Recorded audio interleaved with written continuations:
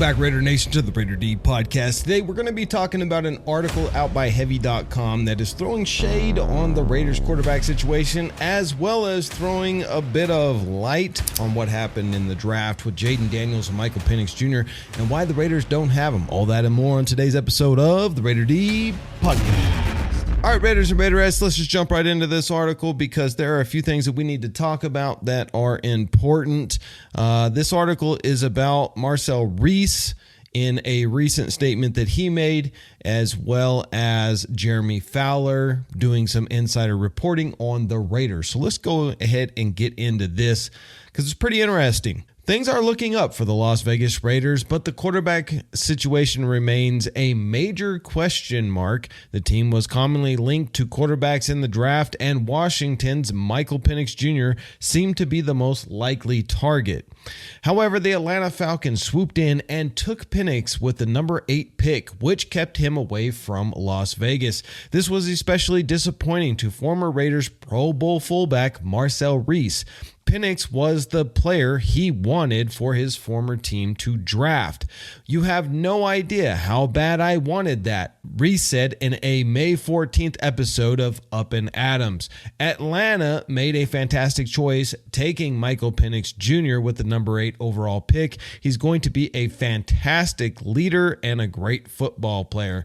I have unbelievable amount of confidence in that choice, no matter who he was throwing the ball to. Reese was an advisor to Mark Davis up until last season, so it's unclear if he had any insight as to whether or not the Raiders were truly interested.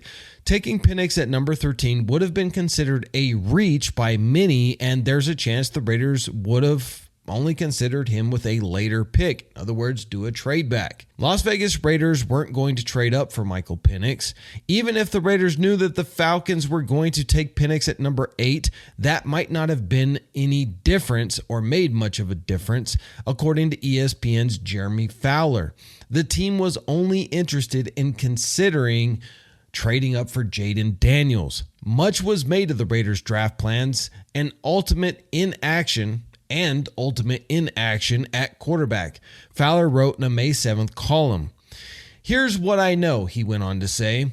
"They explored trading for Jayden Daniels, but any attempts were futile due to the Washington stance that it wasn't going to trade off the number 2 pick. The Las Vegas Raiders also had interest in Michael Penix Jr., but most likely not enough to trade up for him. He would have been considered at number 13 or in a trade back. I heard from multiple people in Vegas that the team did not want to reach." Based on this report, it sounds like the team was even apprehensive to take the quarterback at pick number 13. Talking about Michael Penix Jr. Had the Falcons not been interested, it's possible that no other team would have been willing to use a first-round pick on him, which would have opened the door for the Raiders to add him. So it is pretty interesting that the Raiders did try to trade up for Jayden Daniels. We all know this, even though Tom Telesco came out in a presser after the draft and was asked if they tried to trade up for a QB, and he said, "Yeah, we did, but to be honest, not that hard."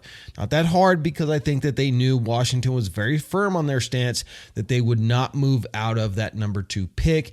And if Jayden Daniels did not fall to number 3, it was pretty much a moot point because the Raiders simply were not willing to trade up for any other quarterback that was on the board. And as soon as Jayden Daniels was swooped up by Washington, that closed the door. So continuing on with this trash article, and this is where it gets pretty bad because yet again, the Raiders are being dismissed, disrespected, downtrodden, the usual garbage by the media out there.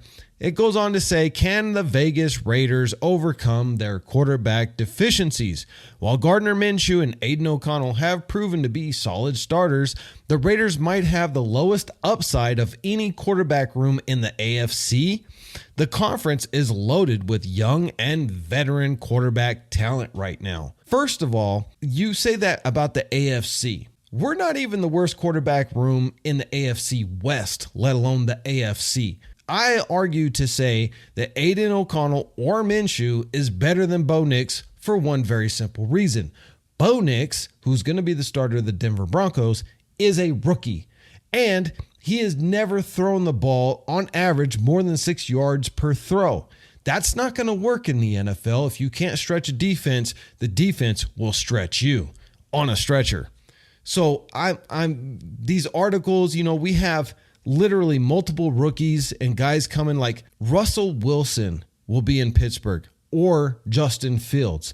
We don't really know. That's a toxic relationship. That could blow up into a nuclear bomb for all we know. And Pittsburgh could completely dissolve. So we're in a better quarterback room position than the Pittsburgh Steelers, the Denver Broncos for sure. And let's talk about Justin Herbert. Justin Herbert's supposed to be the golden child, the wonder boy, all of this stuff. Question mark, how many times has he made the playoffs? Another question mark, how many times he won in the playoffs? Justin Herbert is one of the most overrated quarterbacks in the NFL, point blank, full stop. Now, let's get back into this article. But before we do that, we got to put the kids to bed. You know how we do. Got to thank today's sponsor of the channel, and that is Earth Elixir, owned and operated by a Raiders fan. And it is my favorite company because they offer the Tongat Ali and Fedosia aggressives, which has been proven clinically to raise your testosterone without the need of TRT or testosterone replacement therapy. This is all natural, no fillers, no fluff. You get what you pay for, and the kicker to boot, owned and operated by a Raiders lifetime fan. The link itself will save you an additional 15% just for the Raider D family. The Raiders have a lot of good players across the roster, goes on to say, but it's going to be hard to win a lot of games if they're at a quarterback disadvantage in most games. Again, we're not at a quarterback disadvantage in most games. We're going against a few elite quarterbacks in a few games. And our defense is going to be the most elite defense in the NFL, not just the AFC West or the AFC, but the entire NFL. We will be top 3 defense. Let's see how well those elite quarterbacks deal with our defensive line. Goes on to say now there have been plenty of teams that were able to overcome lackluster quarterback play due to amazing defense. The Raiders had a top 10 scoring defense last season and should only get better. That could be enough to win 10 games and get into the playoffs, but eventually the team has to upgrade at the quarterback position. First of all, you don't know that we have to upgrade at the quarterback position, Austin Boyd, the author of this article, because we haven't seen what Aiden O'Connell is going to become this year. What we did see is a steady progression of Aiden O'Connell last year in his last 5 games, throwing 9 touchdowns to only 1 interception. If he were to continue that ratio at the beginning of the season and make it through a full 17 weeks, the dude is going to throw for like 40 touchdowns, man. You can't say that Aiden O'Connell is a terrible quarterback. That's like saying Bryce Young is a terrible quarterback. Bryce Young was a rookie last year. Aiden O'Connell was a rookie last year. Rookies take time to flourish in the NFL. And just because Aiden O'Connell is not Patrick Mahomes, it's a different gameplay style that he has from Patrick Mahomes, doesn't mean that you have to mimic Patrick Mahomes to win. Every quarterback has their own style, and every quarterback who is good and has a good all-around team can win.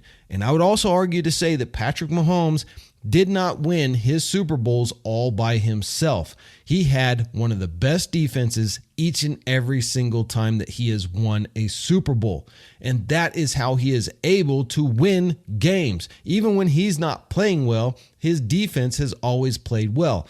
And now their defense has gotten a little bit worse. They're not going to be quite as dominant as they were last year or in the years past because they have lost key players like L'Jarius Sneed, just for one. So I would have to say that this article, like all of the talking heads out there, as soon as the schedule came out and said that the Raiders are going to be last in the AFC West, which were always picked to be last in the AFC West, even though we haven't been last in the AFC West in a few years, and we have completely dominated the Denver Broncos, and we keep splitting games with the Los Angeles Chargers, in fact, keeping them out of the playoffs in 2019, You cannot say that the Raiders are the worst team in the AFC West, let alone the AFC. I think that the Raiders are going to have a fantastic season this year. I think Aiden O'Connell is going to come out swinging hard because he's going to come out with a chip on his shoulder with all the negative press about him.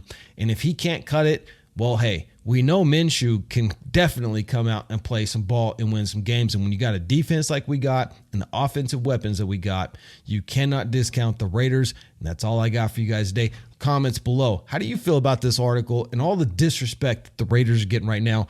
Blow up that comment section and let me know because I love reading them.